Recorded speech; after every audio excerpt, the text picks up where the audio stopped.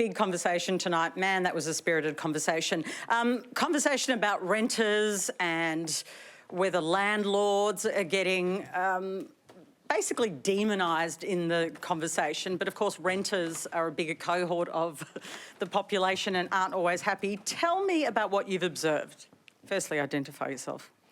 My name's Geordie Vandenberg. I've observed some pretty horrible things over my time, like houses falling apart while people are inspecting them, mould that really looks like AI generated but in real life, asbestos kind of everywhere, I don't know, switchboards older than Albert Einstein, a bunch of stuff. And you started like a whole TikTok account sharing these stories. What kind of stories did you start getting? Just the worst ones. Yeah, I think like every renter will know the kind of story, but perhaps people on that panel won't. Right. Woo. And are you surprised by how bad some of the standards in some of these rentals are? Not anymore, no. No. Well, talk to me about the standards because, you know, like we would think that there is sort of a level of standard in Australian housing that's acceptable, that's legal. Is that what you're finding? No, like I reckon it's embarrassing, and we should be really embarrassed at the standard that we're forcing some people to live in because they can't afford to live anywhere else. And, you know, their alternative is homelessness. So you've got to live in, like, quite frankly, a shithole or on the street. And are these rentals like the cheap rentals, or are they still expensive? Oh, yeah, they're expensive, yeah. Really? Absolutely, yeah. There's like, give me some examples. Yeah, I saw it was a $900 a week kind of share house arrangement where, like, the balustrade was, like, it looked like the landlord kind of screwed it in himself without a drill. Sounds safe. Yeah, absolutely. Yeah. Do you live in a rental as well? No, no longer. Not anymore? No, I wouldn't be able to do the videos that I do without not renting because I feel like a real estate agent would probably shoot me. Yeah. Okay, well, it's good to stay safe. Thank you for coming into the audience. I just want to bring you in because obviously there is lots of landlords who are also saying that in this debate they feel like they're being demonised. What's your story? Yeah, g'day PK. My name's Marco Sheena. I'm from Melbourne. I am a landlord and have been for the last 20 years.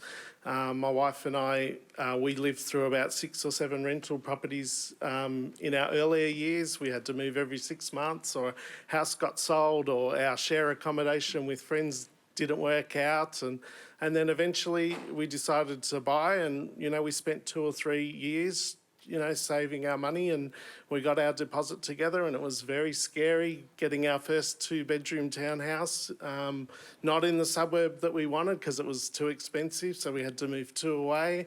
But we finally got our first home, which we lived in for 10 years, and then we were fortunate enough for the bank to give us a loan for another property.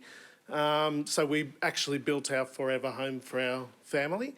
And we were able to keep our first home as a rental. And, 20 years on, we have also brought some other properties.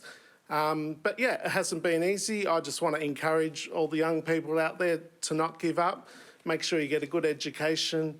I work in payroll as well, so I get to see what people are earning, and definitely if you've got an apprenticeship or a university degree, your income will be much higher than if you just leave school at year 10, and that's not to be like disrespectful, but it's just the reality. Like some of the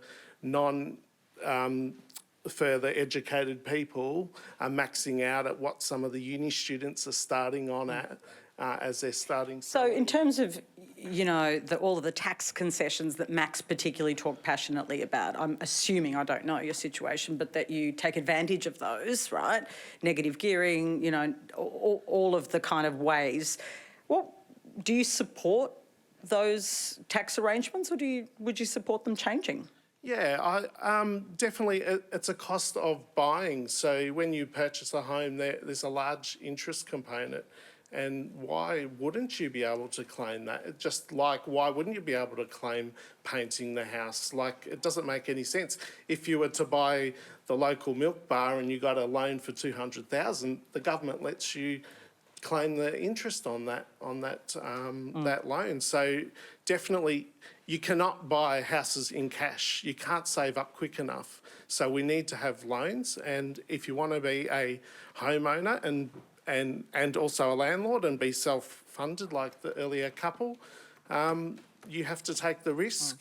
And yes, you can claim the interest, but that's not for the life of the loan because, well, it is for the life of the loan, but there comes a point where it becomes positively geared and you will actually be making profit effectively out of that.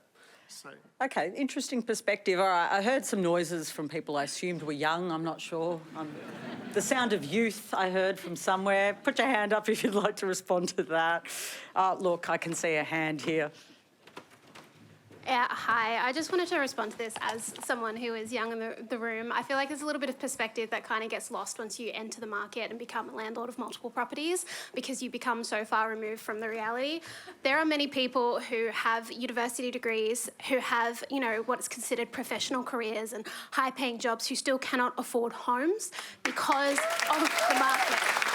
It is not a matter of going to university. How much does a uni degree cost these days, just by the way? How much is our interest going up in our HECS, just by the way? It's not a matter of just simply going to university and getting a higher paid career when the careers that you would get that would get you a 3-bedroom home in a suburb close to amenities, to public transport, to schools, hospitals, and all of those things, those homes you would be able to access with those incomes 20 years ago when you entered the market are impossible for anybody to access these days.